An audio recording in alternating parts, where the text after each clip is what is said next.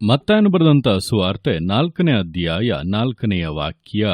ಮನುಷ್ಯನು ರೊಟ್ಟಿ ತಿಂದ ಮಾತ್ರದಿಂದ ಬದುಕುವುದಿಲ್ಲ, ದೇವರ ಬಾಯಿಂದ ಹೊರಡುವ ಪ್ರತಿಯೊಂದು ಮಾತಿನಿಂದಲೂ ಬದುಕುವನು ಎಂದು ಬರೆದದೆ ಅಂದನು. ಈ ವಾಕ್ಯದಲ್ಲಿ ಸೈತಾನನು ಯೇಸುಕ್ರಿಸ್ತನನ್ನು ಶೋಧಿಸುತ್ತಿರುವಂಥ ಸಮಯದಲ್ಲಿ ನಡೆದಂಥ ಘಟನೆಗಳನ್ನು ವಿವರಿಸಲಾಗಿದೆ. ನೋಡುವಂಥ ಸಮಯದಲ್ಲಿ ಯೇಸುಕ್ರಿಸ್ತನು 40 ದಿನಗಳು ಹಗಲು ರಾತ್ರಿ ಉಪವಾಸವಿದ್ದು ತರುವಾಯ ಆತನಿಗೆ ಹಸಿವಾದಾಗ ಶೋಧಕನು ಆತನ ಬಳಿಗೆ ಬಂದು, ನೀನು ದೇವರ ಮಗನಾಗಿದ್ದರೆ ಈ ಕಲ್ಲುಗಳು ರೊಟ್ಟಿಯಾಗುವಂತೆ ಅಪ್ಪಣೆ ಕೊಡು ಎಂಬುದಾಗಿ ಹೇಳುತ್ತಾ ಇದ್ದಾನೆ. ಆಗ ಯೇಸುಕ್ರಿಸ್ತನು ಉತ್ತರವಾಗಿ, ಮನುಷ್ಯನು ರೊಟ್ಟಿ ತಿಂದ ಮಾತ್ರಕ್ಕೆ ಬದುಕುವುದಿಲ್ಲ, ದೇವರ ಬಾಯಿಂದ ಹೊರಡುವ ಪ್ರತಿಯೊಂದು ಮಾತಿನಿಂದಲೂ ಬದುಕುವನು ಎಂದು ಬರೆಯಲ್ಪಟ್ಟಿದೆ ಎಂದು ಸ್ಪಷ್ಟವಾಗಿ ಉತ್ತರಿಸುತ್ತಾ ಇದ್ದಾನೆ.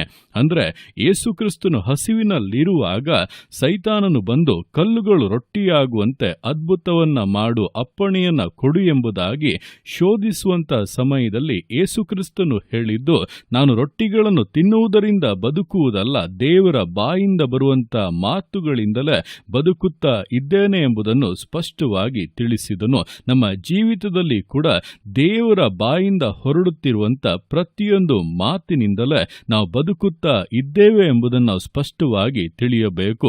ಅನೇಕ ಬಾರಿ ನಾವು ಲೋಕದಲ್ಲಿ ಬದುಕುವುದಕ್ಕೆ ರೊಟ್ಟಿಯೇ ಬಹಳ ಮುಖ್ಯವಾದ್ದೆಂಬುದಾಗಿ ಅಂದುಕೊಳ್ಳುತ್ತೇವೆ.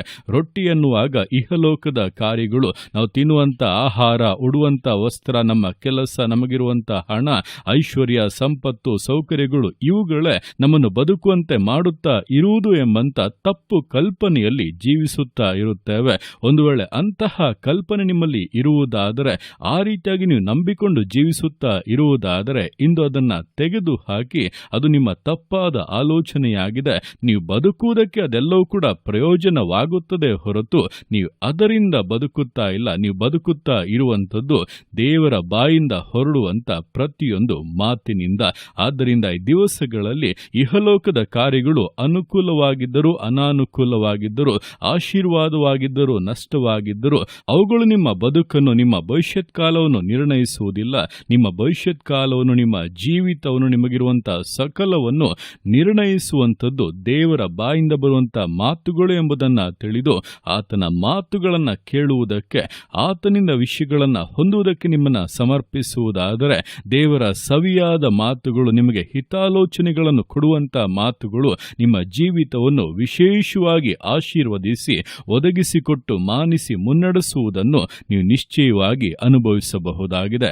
ಆದ್ದರಿಂದ ಈ ದಿವಸಗಳಲ್ಲಿ ದೇವರ ಬಾಯಿಂದ ಹೊರಡುವಂತ ಮಾತುಗಳಿಂದಲೇ ನಾವು ಬದುಕುತ್ತಾ ಇದ್ದೇವೆ ಎಂಬುದನ್ನು ಅರಿತು ಪ್ರತಿನಿತ್ಯವೂ ಕೂಡ ಆತನೊಂದಿಗೆ ಮಾತನಾಡಿ, ಆತನ ಸ್ವರವನ್ನ ಕೇಳುವಂತ, ಆತನ ಆಗ್ರಹಗಳನ್ನು ಅರಿತುಕೊಳ್ಳುವಂತ ಒಂದು ನಿಶ್ಚಯದೊಟ್ಟಿಗೆ, ಆ ಒಂದು ಆಸಕ್ತಿಯೊಟ್ಟಿಗೆ ನಾವು ಜೀವಿಸುವುದಾದರೆ ಖಂಡಿತವಾಗಿ ಜೀವಿತವು ಹಾದು ಹೋಗುವಂತ ಮಾರ್ಗವೇ ವಿಭಿನ್ನವಾಗಿರುತ್ತದೆ. ಆ ಮಾರ್ಗವು ಸೈತಾನನ್ನು ಸೋಲಿಸುವಂತದ್ದಾಗಿಯೂ, ಶೋಧನೆಗಳ ಮೇಲೆ ಜಯವನ್ನು ಹೊಂದುವಂತದ್ದಾಗಿಯೂ, ದೇವರಿಟ್ಟಿರುವಂತಹ ವಾಗ್ದಾನಗಳನ್ನು, ಉದ್ದೇಶಗಳನ್ನು ಪೂರ್ಣವಾಗಿ ಸಂತರಿಸಿಕೊಳ್ಳುವಂತದ್ದಾಗಿಯೂ ಆಗಿರುತ್ತದೆ.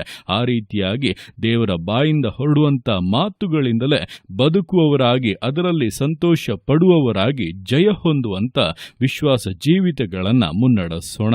ದೇವರ ಕರಗಳಲ್ಲಿ ಸಮರ್ಪಿಸಿ ಪ್ರಾರ್ಥಿಸೋಣ. ಯೇಸುವೆ ಸ್ತೋತ್ರ ರಾಜ, ಕೊಟ್ಟಂತ ಈ ದಿವಸಕ್ಕೋಸ್ಕರ ಸ್ತೋತ್ರ ಕರ್ತನೆ. ಈ ದಿವಸ ನಿನ್ನ ಕರಗಳಲ್ಲಿ ಸಮರ್ಪಿಸ್ತೇನೆ.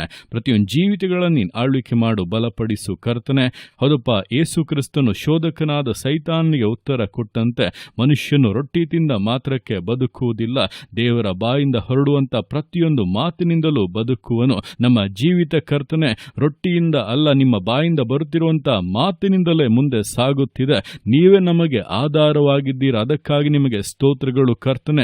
ನಿನ್ನ ಆಗ್ರಹವನ್ನ, ನಿನ್ನ ಚಿತ್ತವನ್ನ ಅರಿತು ಅದರ ಪ್ರಕಾರವಾಗಿ ಕರ್ತನೆ ಮುನ್ನಡೆಯುವುದಕ್ಕೂ, ಶೋಧನೆಗಳನ್ನು, ಸಕಲ ತಡೆಗಳನ್ನು ಜಯಿಸಿದವರಾಗಿ ಅಪ್ಪ ಜಯಶಾಲಿಗಳಾಗಿ ಮುಂದೆ ಸಾಗುವುದಕ್ಕೂ ಪ್ರತಿಯೊಬ್ಬರಿಗೂ ಸಹಾಯ ಮಾಡು, ಬಲಪಡಿಸು ಕರ್ತನೆ, ಆಶೀರ್ವದಿಸು ಕರ್ತನೆ.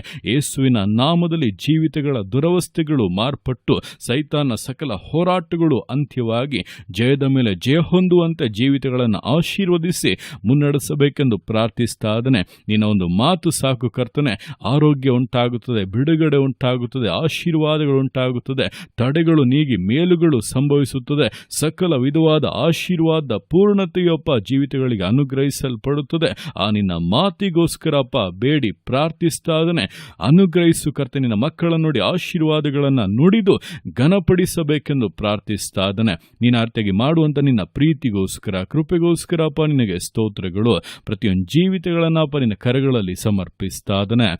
ಆಶೀರ್ವದಿಸು, ಮಾನಿಸು, ಘನಪಡಿಸು. ಎಲ್ಲೋ ನಿನ್ನ ಕರಗಳಲ್ಲಿ ಸಮರ್ಪಿಸಿ ಎಲ್ಲ ಸ್ತುತಿಯನ್ನು ಮಹಿಮೆಯನ್ನೊಬ್ಬನಿಗೆ ಸಲ್ಲಿಸಿ ಯೇಸುವಿನ ನಾಮದಲ್ಲಿ ಬೇಡುತ್ತೇನೆ ನಮ್ಮ ತಂದೆಯೇ. ಆಮೇನ್, ಆಮೇನ್.